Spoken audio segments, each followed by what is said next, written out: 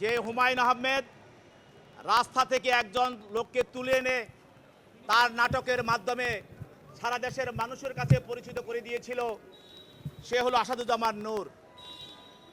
এই আসাদুজ্জামান নূর জনগণের ভালোবাসা এবং অনুরাগকে পুঁজি করে ক্ষমতা এবং অর্থের লোভে স্বৈরাচার হাসিনার সঙ্গে হাত মিলিয়ে দুইবার ভোট চোরি নির্বাচনে অংশগ্রহণ করে নিজকে ভোট চোর এমপি নির্বাচিত ঘোষণা করেছে। এবং তার একটি সফরে তার এলাকায় নীলফামারীতে হামলা হয়েছিল 13 সালে, এবং সে বলেছিল আমি এটার জবাব দিব, প্রতিশোধ দিব। রাজশাহী বিশ্ববিদ্যালয়ের একজন ছাত্র সহ 3 জন লোককে সে ক্রস ফায়ারের মাধ্যমে সে হত্যা করিয়েছে, এই আসাদুজ্জামান নূর।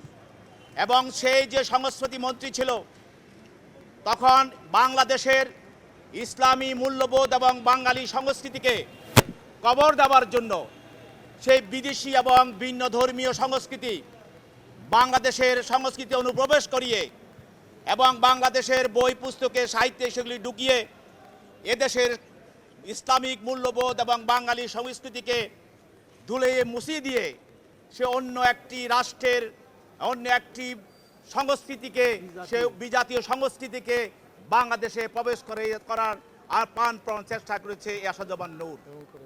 এবং আপনারা জানেন এই ছাত্র কোটা বিষয় আন্দোলনে, বৈষম্যবিরোধী আন্দোলনে তার ইশারায় এবং তার নেতৃত্বে যেসব আমার ভাই বোনেরা যারা চলচ্চিত্র এবং নাটকের সঙ্গে জড়িত তারা রাজপথে এসেছে, তাদের বিরুদ্ধে যে নির্যাতন করা হয়েছে, এই নির্যাতনের পিছনে আওয়ামী সমর্থিত যেসব নাট্যকর্মী দিয়া নির্যাতিত করা হয়েছিল, এর পিছনে ছিল আসাদুজ্জামান নূর।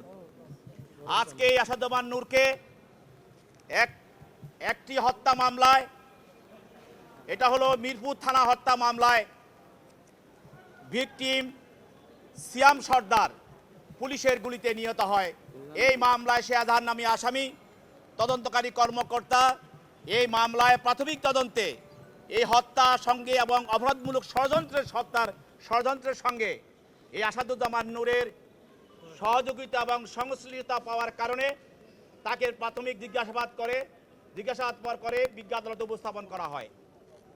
এবং এর পাশাপাশি আরেকজন আসামি সাবেক মন্ত্রী, বিমান মন্ত্রী মাহবুব আলী, প্রতিমন্ত্রী মাহবুব আলী। আপনারা জানেন এই মাহবুব আলী যখন বিমান মন্ত্রী ছিল তখন যে বিমান কেনার নামে হাজার হাজার কোটি টাকা সে লুটপাট করেছে এবং তার এলাকায় সে বিভিন্ন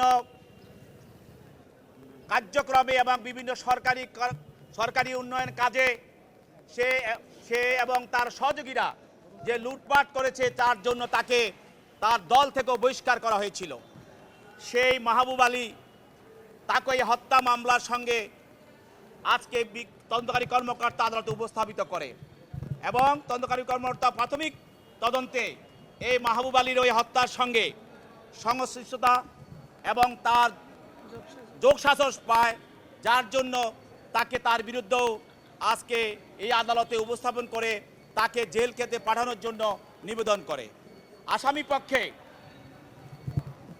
তাদের আইনজীবীরা দরখাস্ত দিয়ে তাদের জামিনের প্রার্থনা করেন এবং এই জামিনের প্রার্থনার বিরোধিতা করে আমরা বলি এই আসামিরা স্বৈরাচারের দোষর, হত্যা এবং গণহত্যা এবং মানবতা বিরোধী কার্যক্রমের সঙ্গে তারা জড়িত।